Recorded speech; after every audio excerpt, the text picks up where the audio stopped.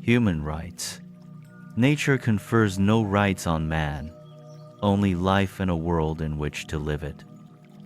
Nature does not even confer the right to live, as might be deduced by considering what would likely happen if an unarmed man met a hungry tiger face to face in the primitive forest.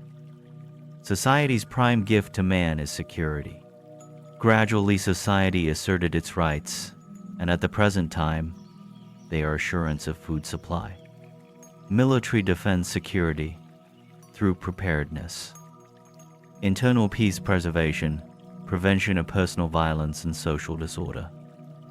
Sex control marriage, the family institution.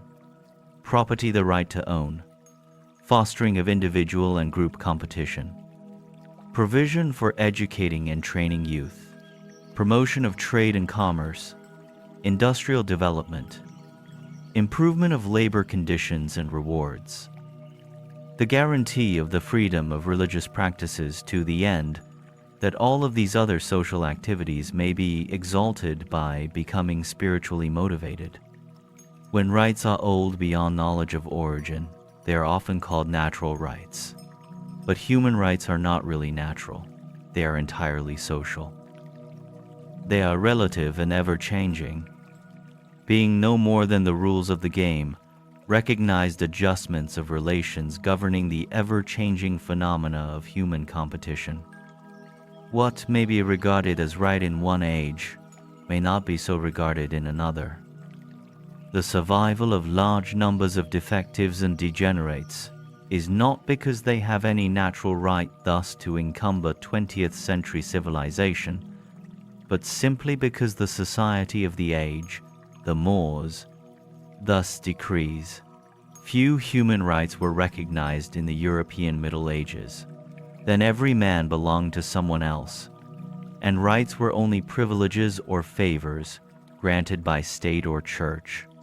And the revolt from this era was equally erroneous in that it led to the belief that all men are born equal.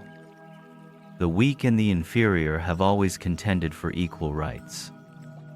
They have always insisted that the state compel the strong and superior to supply their wants, and otherwise make good those deficiencies, which all too often are the natural result of their own indifference and indolence.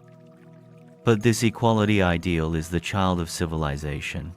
It is not found in nature. Even culture itself demonstrates conclusively the inherent inequality of men by their very unequal capacity, therefore. The sudden and non-volutionary realization of supposed natural equality would quickly throw civilized man back to the crude usages of primitive ages. Society cannot offer equal rights to all, but it can promise to administer the varying rights of each with fairness and equity.